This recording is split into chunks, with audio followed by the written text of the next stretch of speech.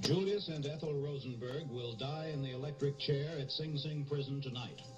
Warden Deno said earlier that the executions would begin at 8 p.m. daylight time. That's within the next 15 minutes.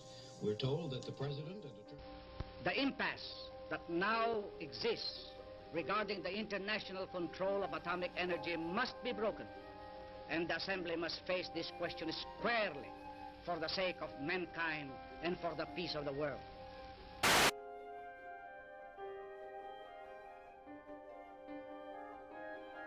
In Moscow, Nikita Khrushchev is shown as he told the Soviet Presidium that pilot Gary Powers of the downed American reconnaissance plane was alive, and that Russia had seized spy photographs made 1,400 miles inside Soviet borders.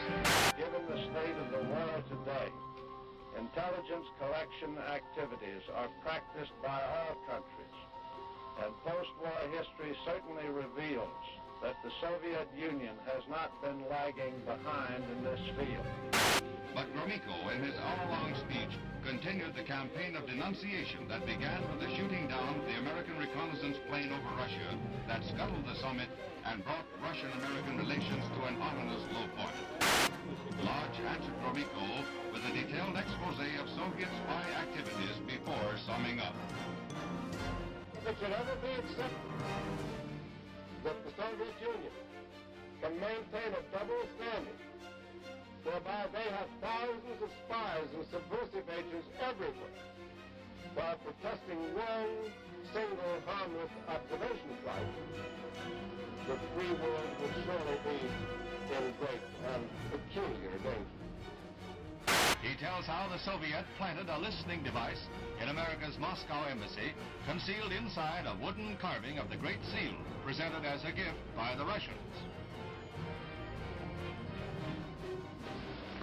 Go ahead, open it up. And here is the clandestine listening device. You can see the antenna in the aerial, and it was right under the beak of the eagle. I might add that it's really quite an interesting device. Polaris missiles arrive at Cape Canaveral for their first test firings from the nuclear submarine expressly designed for the job, USS George Washington.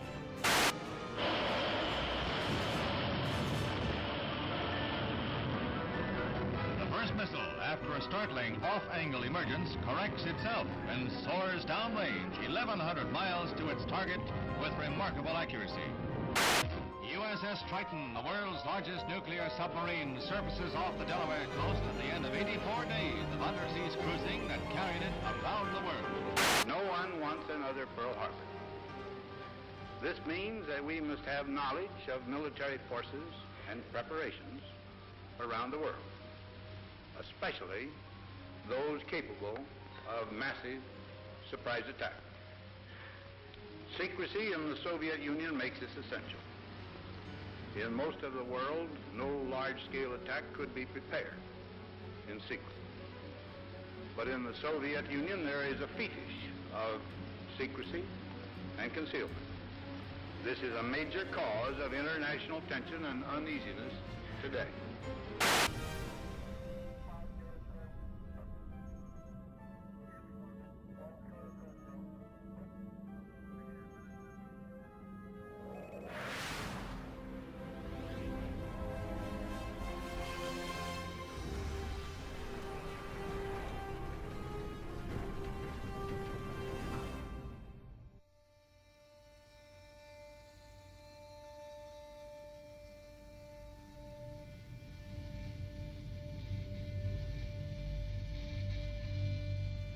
The reasons that I did what I did in April of 1985 were personal, banal, and amounted really to kind of greed and folly. Simple as that.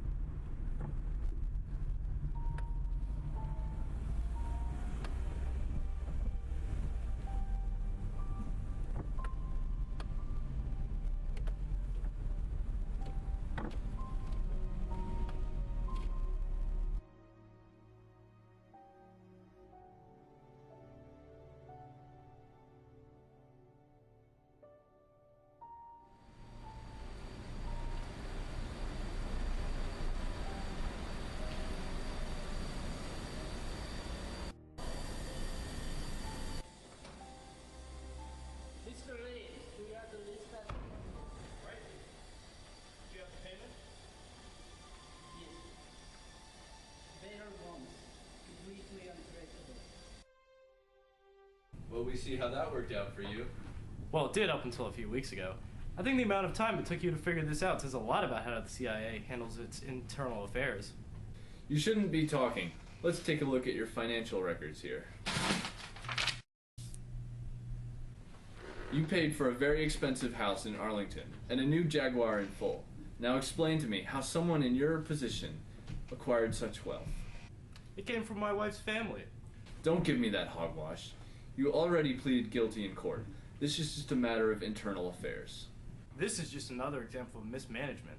On what grounds? How about the Bay of Pigs? Cuba was a lost cause to begin with. Only after we helped put Castro in power, and then later we got the Cuban Missile Crisis. And it's people like you who create these situations. Did you know that Oleg Penkovsky was betrayed by someone much like yourself and was executed? He was pivotal during the crisis. And it's those same people who come up with the amazingly successful programs such as the Acoustic Kitty. I was part of that program. And it would have worked if it weren't for that taxi that ran it over. There's also that CIA think tank that tried to remove Castro's beard. Agent Gupta, what is the source of Castro's power? It's his beard, right? Right! So we'll poison him with thallium salts to make his hair fall out. If that doesn't work, we'll just hit him with the conch bomb. They'll never see it coming. Brilliant. Let's get lunch. And how about that program URDF3? Is that how you found me? Very funny. Our psychic remote viewing program was discontinued. Oh, did they run out of ways to sham you? Please cooperate. Oh, and if I don't, are you going to slip me some LSD like Frank Olson? Don't tempt me. Operation Artichoke was run out of this building. That would explain why it took you so long to find me. But let's not forget about selling arms to our best friends, the Iranians. It was in good faith in order to release the hostages. And we see how that worked. And then we decided it was a good idea to sell arms to our other buddies, the Taliban. Enough of this nonsense. Alright, let's step the game up and sell chemical, nuclear, and biological weapons to Iraq. Oh wait, we already did that too! Not all of our operations failed. The U-2 program, for example. That NASA weather plane that flies unannounced over Soviet airspace and takes high-resolution weather photos. Of the ground. Which led to the development of the SR-71 Blackbird. We are in a constant technology war. And a physical one, Vietnam? Where do you think they got all those cool weapons? The Viet Cong and the Soviets were best friends. And we did the same thing to them in Afghanistan. Right, because funding rebel factions in other countries worked so well. Take Iran. A democratically elected leader fell to a puppet totalitarian government with CIA support, and again the same thing in Guatemala. Then once again orchestrating a regime change in the Congo that established the world's #1 ranked destabilized region, and nearly every country in South America. Need I go on? Save it for your DBQ. My what? Detention-based quarters, your brand new condo in the middle of scenic Allenwood, Pennsylvania at Allenwood U.S. Maximum Security Penitentiary. Why, thank you, sir. I look forward to having all of my amenities paid for by the U.S. government. I don't see how you're taking this situation so lightly. People died. Precious sources, like avionics expert Adolf Tolkachev, seen here on his way to a meeting in Moscow with his CIA contact.